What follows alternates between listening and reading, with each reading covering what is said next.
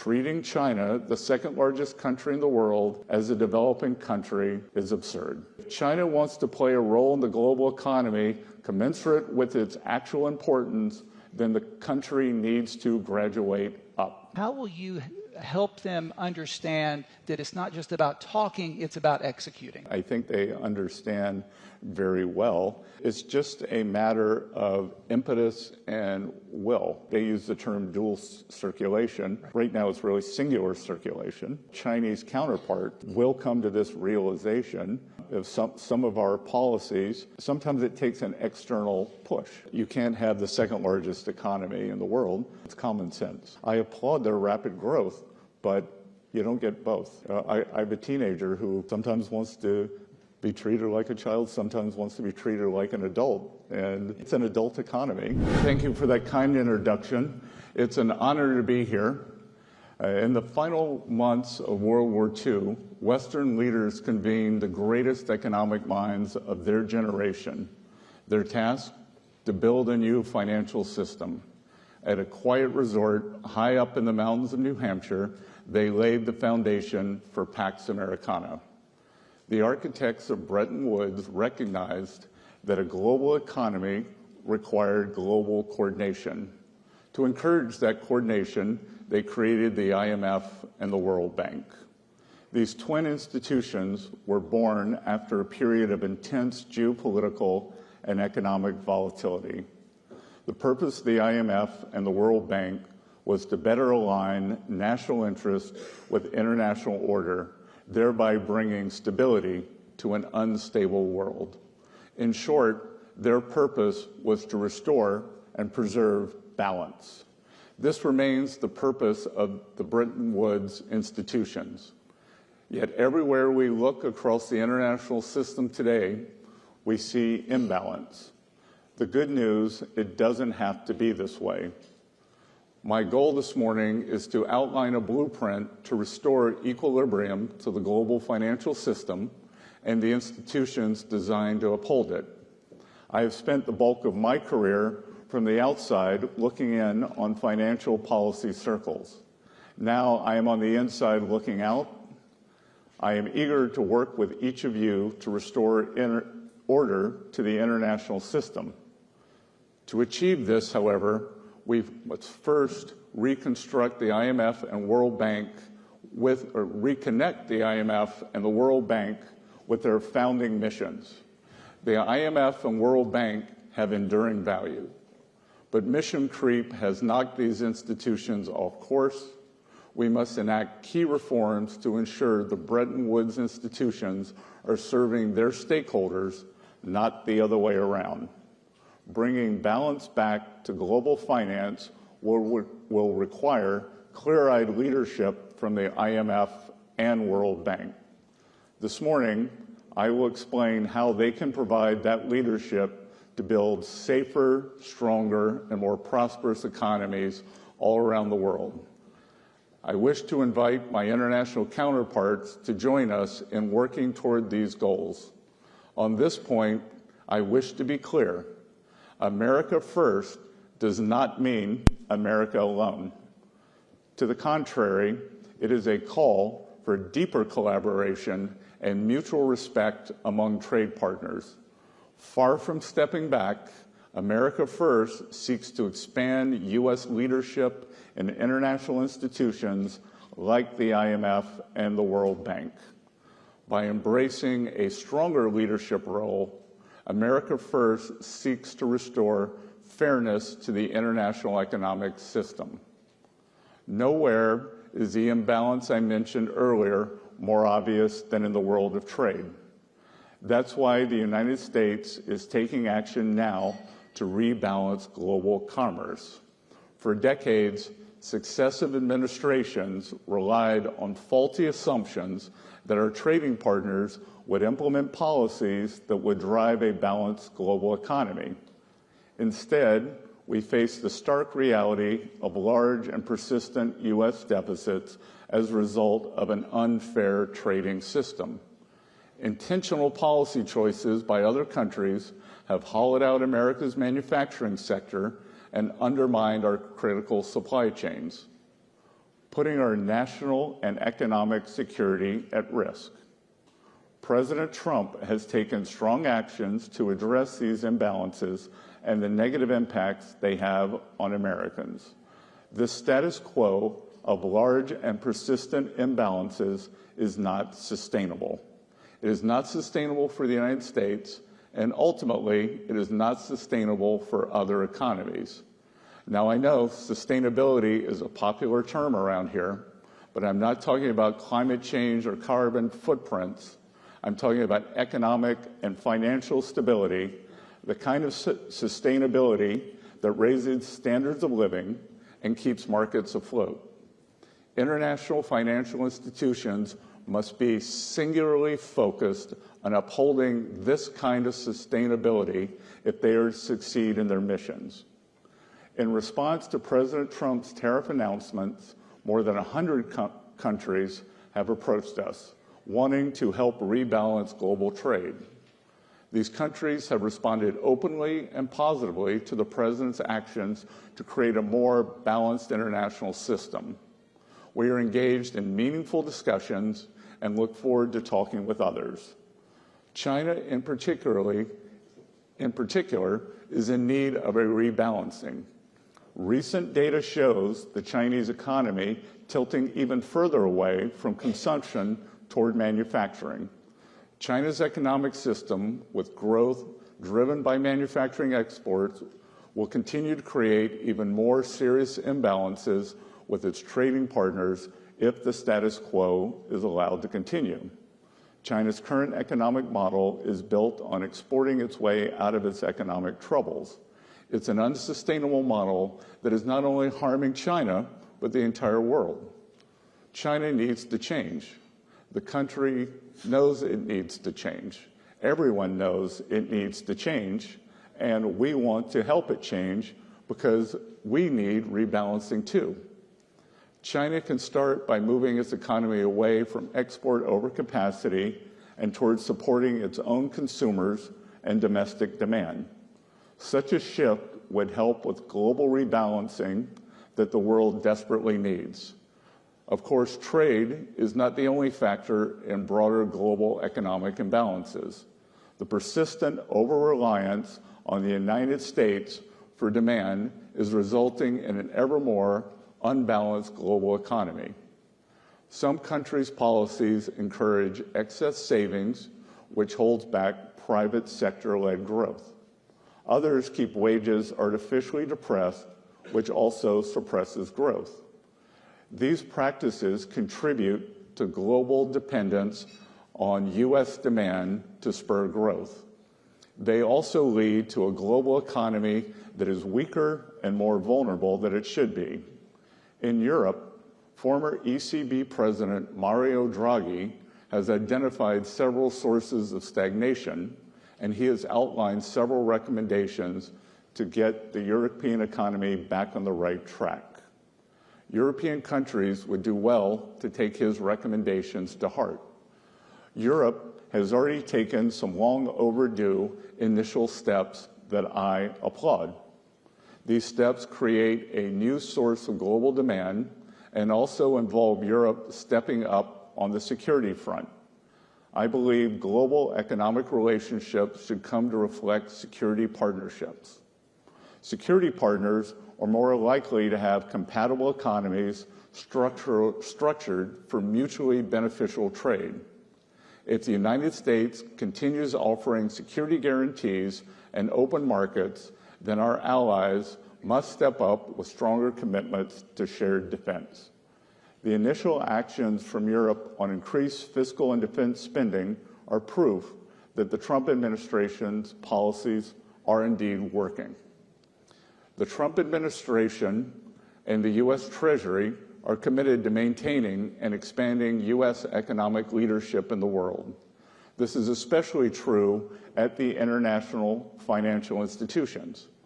The IMF and World Bank serve critical roles in the international system, and the Trump administration is eager to work with them so long as they can stay true to their missions. And under the status quo, they are falling short. The Bretton Woods institutions must step back from their sprawling and unfocused agendas, which have stifled their ability to deliver on their core mandates. Going forward, the Trump administration will leverage U.S. leadership and influence at these institutions and push them to accomplish their very important mandates. The United States will also demand that the management and staffs of these institutions be accountable for demonstrating real progress. I invite all of you to join us in working to refocus these institutions on their core missions. It is in our collective interest to do so. The IMF. First, we must make the IMF again. The IMF's mission is to promote international monetary cooperation, facilitate the balanced growth of international trade, encourage economic growth, and discourage harmful policies like competitive exchange rate depreciation. These are crucially important functions to support the U.S. and global economies. Instead, the IMF has suffered from mission creep. The IMF was once unwavering in its mission of promoting global monetary cooperation and financial stability. Now it devotes disproportionate time and resources to work on climate change, gender, and social issues. These issues are not the IMF's mission. And the IMF's focus in these areas is crowding out its work on critical macroeconomic issues. The IMF must be a brutal truth teller and not just to some members. Today, the IMF has been whistling past the graveyard. Its 2024 external sector report was entitled Imbalances Receding. This Pollyannish outlook is symptomatic of an institution more dedicated to preserving the status quo than answering the hard questions. Here in the United States, we know we need to get our fiscal house in order. The last administration ran up the largest peacetime deficit in our nation's history. The current administration is committed to fixing this. We are open to critique, but we will not abide the IMF failing to critique the countries that most need it, principally surplus countries. In line with its core mandate, the IMF needs to call out countries like China that have pursued globally distortive policies and opaque currency practices for many decades. I also expect the IMF to call out unsustainable lending practices by certain creditor countries. The IMF should push more proactively official bilateral lenders to come to the table early to work with borrower countries to minimize periods of debt distress. The IMF must refocus its lending on addressing balance of payment problems, and its lending should be temporary. When done responsibly, IMF lending is at the very core of its contribution to the global economy. When markets fail, the IMF steps in and makes resources available.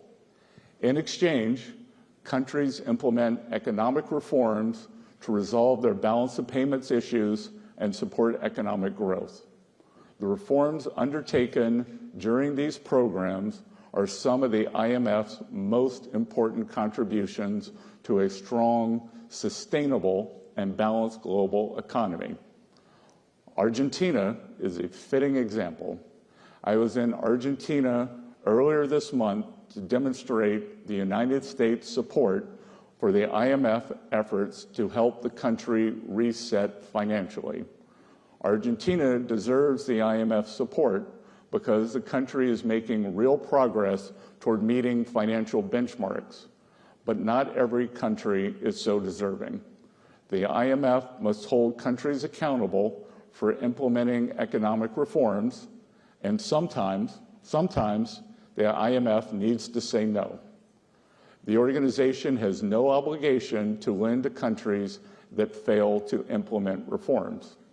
Economic stability and growth should be the markers of the IMF's success, not how much money the institution lends out. World Bank. Like the IMF, the World Bank must be made fit for purpose again. The World Bank Group helps developing countries grow their economies, reduce poverty, increase private investment support, private sector job creation, and reduce dependence on foreign aid. It offers transparent and affordable long-term financing for countries to invest in their own development priorities. The bank, along with the fund, provides extensive technical support to promote debt sustainability among low-income countries, which empowers those countries to stand up to coercive and opaque lending terms from other creditors. These core functions of the World Bank complement the Trump administration's efforts to foster safer, stronger, and more prosperous economies in the United States and the world. But the bank, like the IMF, has strayed in certain respects from its initial mission. The bank should no longer expect blank checks for vapid, buzzword-centric marketing accompanied by half-hearted commitments to reform. As the bank returns to its core mission, it must use its resources as efficiently and effectively as possible, and it must do so in ways that demonstrate tangible values for all member countries. The bank can use its resources more efficiently now by focusing on increasing energy access. Business leaders the world over identify unreliable power supply as one of the primary impediments to investment. The World Bank and African Development Bank's Joint Mission 300 initiative to expand energy access to 300 million more people in Africa is a welcome effort. But the World Bank must respond to countries' energy priorities and needs and focus on dependable technologies that can sustain economic growth rather than seek to meet distortionary climate finance targets. We applaud the recent announcement that the World Bank will seek to remove prohibitions on support for nuclear energy, which could revolutionize energy supply for many emerging markets. We encourage the bank to go further in giving countries access to all technologies that can provide affordable baseload generation. The World Bank must be tech neutral and prioritize affordability in energy investment. In most cases, this means investing in gas and other fossil fuel-based energy production. In other cases, this may mean investing in renewable energy coupled with systems to help manage the intermittency of wind and solar. The history of humanity teaches a simple lesson. Energy abundance sparks economic abundance. That's why the bank should encourage an all-of-the-above approach to energy development. Such an approach will make World Bank financing more effective, and it will reconnect the bank to its core mission of economic growth and poverty alleviation. In addition to increasing energy access, the World Bank can use its resources more effectively by starting to apply its graduation policy. This would allow the bank to focus on lending to poorer, less creditworthy countries. This is where World Bank support makes the biggest difference for poverty and growth. Instead, the World Bank continues to lend every year to countries that have met the criteria to graduate from World Bank borrowing. There is no justification for this continued lending. It siphons off resources from higher priorities and crowds out the development of private markets. It also disincentivizes countries' efforts to move away from dependency on the World Bank and toward job-rich, private sector-led growth. Going forward, the bank must set firm graduation timelines for countries that have long since met the graduation criteria. Treating China, the second largest country in the world, as a developing country is absurd. While it has been at the expense of many Western markets, China's rise has been rapid and impressive. If China wants to play a role in the global economy commensurate with its actual importance, then the country needs to graduate up. We welcome that. The World Bank should also implement transparent procurement policies based on best value. It must help countries move away from procurement approaches that prioritize only the lowest cost bids. Such procurement policies reward distortive and subsidized industrial policies that undermine development.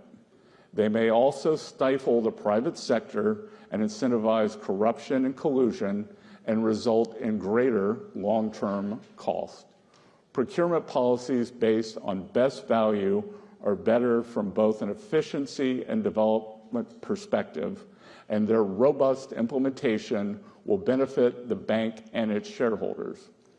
Related to this subject, I wish to send a strong, and I emphasize strong, message about procurement policies as regards Ukraine. No one who financed or supplied the Russian war machine will be eligible for funds earmarked for Ukraine's reconstruction. No one. To conclude, I invite our allies to work with us as we rebalance the international financial system, refocus the IMF and World Bank on their founding charters. America First means we are doubling down on our engagement with the international economic system, including at the IMF and the World Bank. A more sustainable economic system will be one that better serves the interests of the United States and all the other participants in the system. We look forward to working with all of you in this endeavor. Thank you. Mr. Secretary, thank you for joining us here today, and thank all of you for coming here today. I'm going to point out you have many great lines in this very meaty, comprehensive set of remarks, but you say, I wish to be clear, America First does not mean America alone. To the contrary, far from stepping back, you seek to expand U.S. leadership in international institutions like the IMF and World Bank. I must say there's a collective sigh of relief across this town right now, because the concern coming into this week is that you were going to do exactly what you said you're not going to do, which is the U.S. would withdraw. But you want to lead. What you're asking for is simply getting back to factory settings, right? Focused approach, and deal with the issues that you see are most paramount. Correct?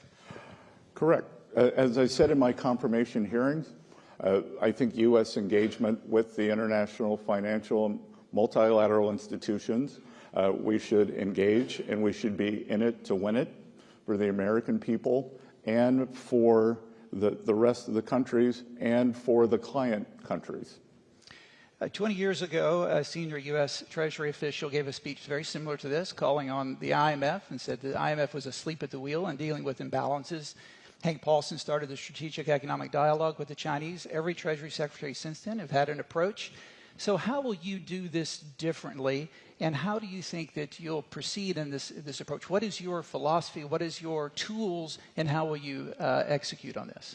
Well, look, I think that our move toward reordering the financial or trading system is a start.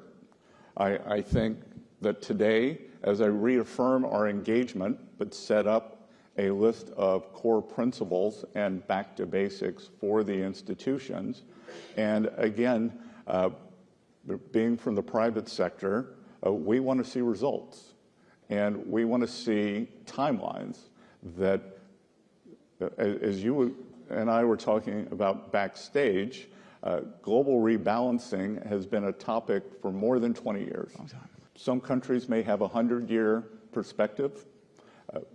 We don't. Right.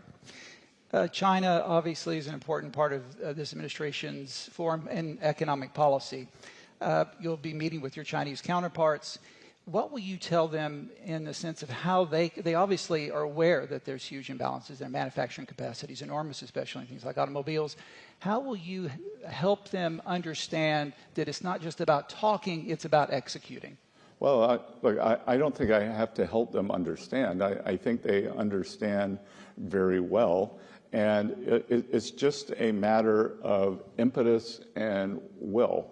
So I believe I first went to Japan in 1990, 91, within 12 months of the peak of the bubble, a decade of that unwind, a decade of malaise. And then in 2012, I ran across a fellow, 2011, he was running for prime minister named Shinzo Abe, and he knew that Japan needed change and implemented it very quickly. 10 years later, more than 10 years later, Japan has had a remarkable economic run. And I think that our Chinese counterparts that will come to this realization, and if some of our policies, sometimes it takes an external push. Right. Alternatively, what I have said previously, there is an opportunity for a big deal here, that the U.S. is looking to rebalance to more manufacturing. The identity of that would be less consumption. If China is serious on less dependence on export-led manufacturing growth and a rebalancing toward a domestic economy, I think they use the term dual circulation. Right. Well, right now it's really singular circulation. And if they want to rebalance, let's do it together. This is an incredible opportunity. And I think if Bridgewater founder Ray Dalio were to write something, he could call it a beautiful rebalancing. Indeed. But a big part of that will also be our own fiscal imbalance. And as you mentioned, we're running deficit 6% of GDP at the top of the cycle. Not sustainable, as you yourself have pointed out. How important is it to also address our fiscal imbalance as part of this larger rebalancing? Well, it's very important that I think most people in this room are trained economists, and everyone knows that a trade deficit emanates from three things. External trade policies, which we are intent on addressing, and the external trade policies can be tariffs, non-tariff barriers, currency manipulation, and the state subsidy of labor and means of production. Mm-hmm. So terms of trade or trade regulation is one.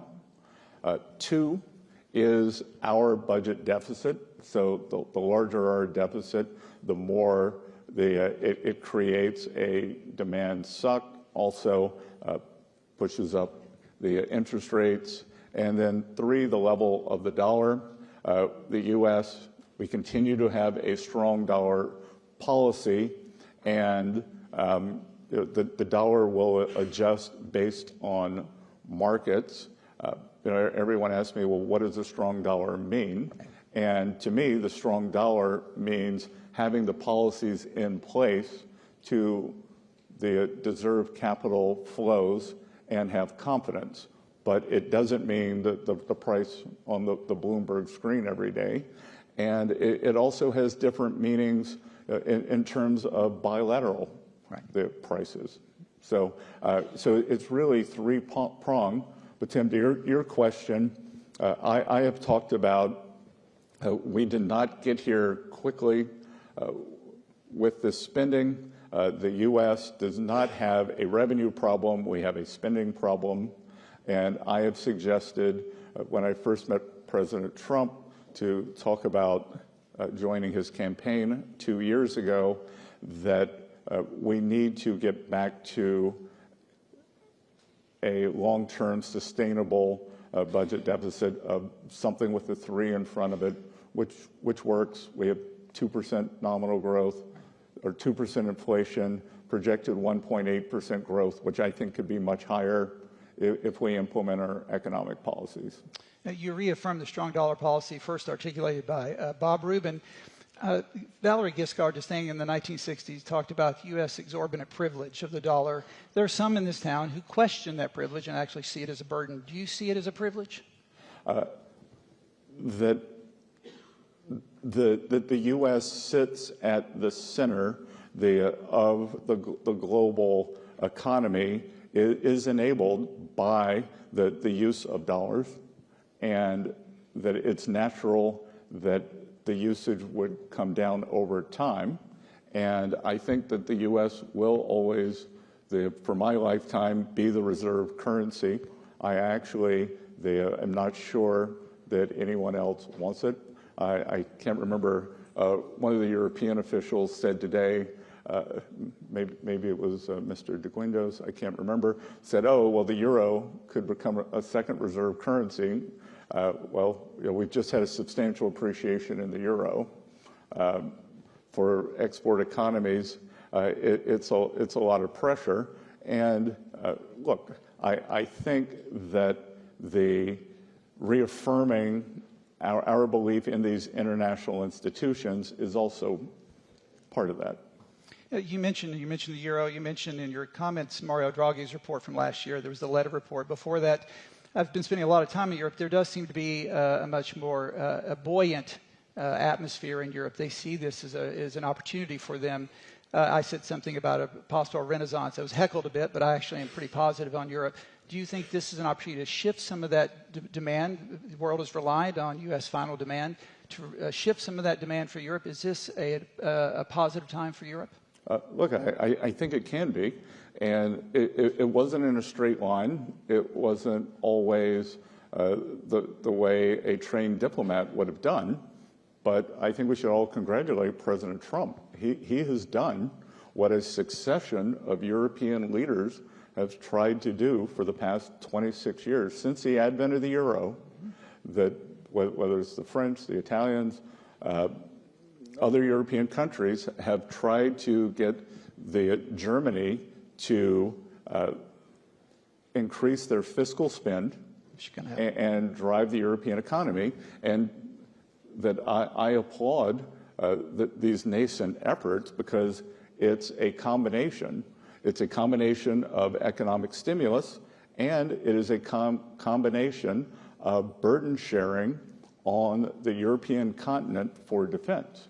And as I've said many times before, economic security is national security is economic security. So if this European plan works, that I applaud it. I had a private meeting with the Spanish finance minister last week, 2 weeks ago, and he said, you're going to be pleasantly surprised with where we go on military spending, and this 2% number today, he was right. Yeah. So you're already taking on these tasks. You have China, more consumption, less investment, deal with their manufacturing excess capacity. Europe is a great opportunity. The U.S. rebalancing here, including on fiscal. So what do you want the IMF to do? What would you like to hear from Kristalina over the next couple of days, or the board, in the new direction, again, back to factory settings direction? What do you want to hear from them? Well, again, I think it's just been mission creep. Yeah. And just occasionally you have to trim your garden when the weeds grow. And I think that it's back to basics. What are our priorities, and how are we going to judge success? And the World Bank, you discussed about graduating the medium-sized countries that should have graduated some time ago. That changes the commercial model of the World Bank, but obviously you think that's important, that they need to be graduated. Yes. Yeah. I mean, it's just, as President Trump says, it's common sense that you can't have the second largest economy in the world. And it's as I said in my speech, I applaud their rapid growth, but you don't get both. I have a teenager who sometimes wants to be treated like a child, sometimes wants to be treated like an adult. And I got one of those too. Yeah. And it's an adult economy. You mentioned energy, specifically nuclear, during the campaign, and since you've become secretary, you've talked about energy production is one of your important legs. The U.S. produces about 13 million barrels of oil a day, the largest producer in the world. What more do we need to do here, and how can the World Bank, what do they need to do more to encourage fossil fuels as well as nuclear, and I assume all the above? Yeah, look, the sine qua non for economic growth is energy abundance, and we need to drive the right combination of they crawl, walk, run for these countries in terms of sustainable production. But by sustainable, I mean robust and baseload, right. Not what I would call almost a luxury belief that we have in the West. Like they are worried about pumping water. They are worried about heating their homes, running their hospitals, and we've seen that the intermittency doesn't work.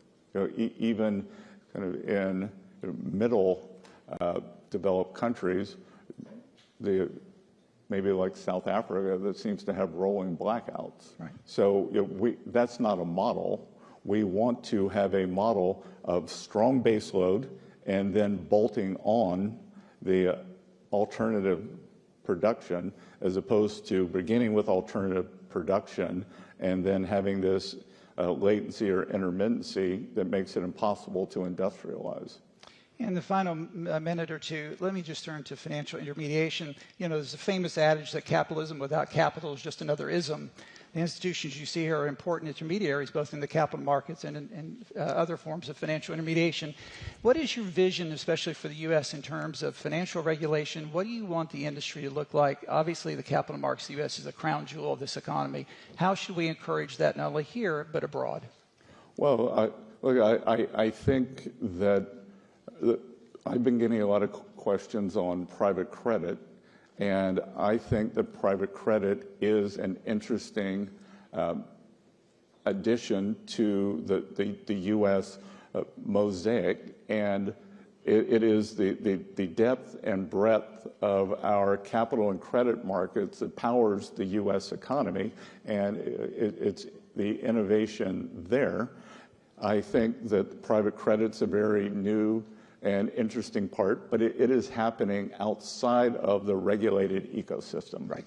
And I always like to say, I'm not an economist, I'm an economic historian, and I think that is a distortion of the system, and it tells me that the post-2008 regulatory corset is too tight on the regulated institutions, and we want to deregulate them or make them more able to provide the opportunity to lend to the American economy and perhaps into the international economy in a smart, safe, and sound way. As we've seen, the history of financial crises is a overreaction on one side, and I think that we had a regulatory overreaction. I convened something in the U.S. called FSTOC, the Financial Stability Oversight Council, which convenes the regulators, and I think through partnership with the 3 U.S. banking regulators, Federal Reserve, Controller of the Currency, and the FDIC, we can come up with a system that makes the regulated financial system prosper again. And what the U.S. has that is different than most other G7 countries is just the number of financial institutions. We don't have 5 big banks, 3 big banks. And in the U.S., the community and small banks, which are provide 70% of agricultural lending, 40% of small business lending, 40% of real estate lending. And in the U.S., we've had this incredible boom on Wall Street. I think Wall Street can continue doing well. But I think it's Main Street's turn to share in the prosperity. And I think it was the pullback by the small banks, the post the GFC, that's kind of created this stagnation on Main Street. And we're determined to fix that. Mr. Secretary, I always say Treasury is the sober voice of reason. What we've heard today from you is a sober voice of reason. We wish you all the best. Ladies and gentlemen, a round of applause for Treasury Secretary. Thank you.